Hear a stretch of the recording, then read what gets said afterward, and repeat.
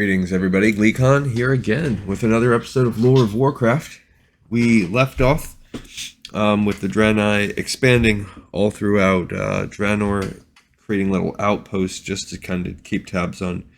They have a lot of guilt. They feel like they have potentially messed up the world, that they have altered the wildlife on Draenor, and by bringing a Dark Naru there, they have totally tweaked, even with the religion and sort of in the mythology of the orcs, specifically the ones in Shadowmoon Valley.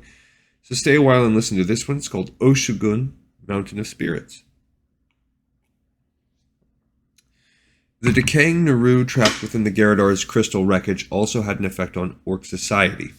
Just as Dore's remains had begun attracting the souls of fallen Draenei, K'ure began attracting the souls of dead orcs. Once the clans discovered this, shaman made frequent pilgrimages to the crystal mountain, which they named Oshu'gun, to speak with their ancestors. Okay, so their crashed vessel is Oshu'gun. Some of the orc spirits, fused with light energies that lingered in the Eredar, now had wisdom far beyond what they had known in life. Advice from these ancestors often proved prescient, and clans that obeyed the spirit's words were usually overjoyed at the results. So now they're sort of gaining some of those powers that Velen and the Draenei have, because they're working. They're getting this sort of residual effect from the Naru. This turn of events deeply troubled the Draenei. The Dore's remains were emitting void energies. All that was left of the Naru was a small part of its original form, yet K'ure was fully intact, and the dark powers bleeding from it seemed incredibly potent. Okay, so that one is dark. The Draenei did not know what the long-term effects of this would mean for the world or the orcs, and the Shatari Order's quiet missions to study the Eredar yielded no answers. Every action they could think to take would potentially cause disaster. If the orcs were cut off from their ancestors, they might go to war. If K'ure were to suddenly fall deeper into the void, there was no telling what horror might result. In the end, the Draenei did nothing. As they feared, K'ure's void energies would later have detrimental effects on the orcs. When the Draenei had crash-landed on the world, a small society of orcs who dwelled under Nagrand had taken notice.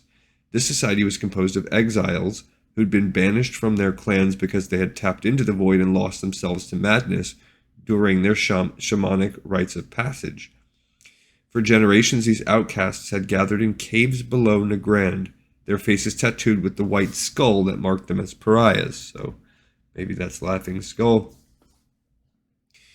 These exiles expanded their tunnels under Oshu'gun to investigate the strange newcomers. In time, they tapped into the void energies that bled from K'ure and seeped into the ground.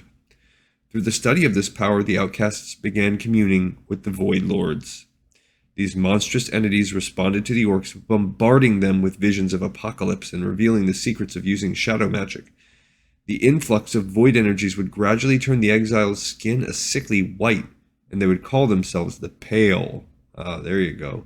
And those are in Warlords of Draenor, but I thought they were more over in, you encountered some clutches of them in the Tanan jungle. Apart from creating the Pale, K'ure's dark energies had little immediate effect on the orcs. In the decades that followed, some clans engaged in trade with the Draenei, but most kept their distance. It was not uncommon for orc scouts, particularly young and curious ones, to survey Draenei settlements from afar. Some orcs believed the Draenei were divine creatures. Others did not.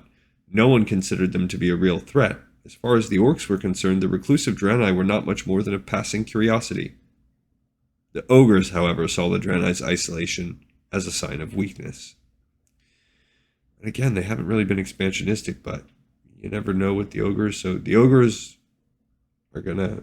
The orcs and the Draenei are just kind of keeping separate. We've got the Pale. That's unfortunate. So there's some more. It's just more of these little inklings, like we're going to slowly draw the attention of the Burning Legion here, because you know that's going to happen. Other than that, yeah, we're just sort of... We've established what Oshu'gun is.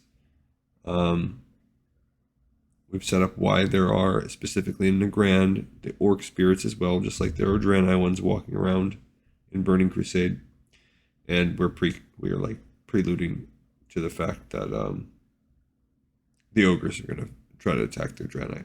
All right, guys, another episode in the pipes, 5x5. Thank you, everyone, for listening. Have a great one.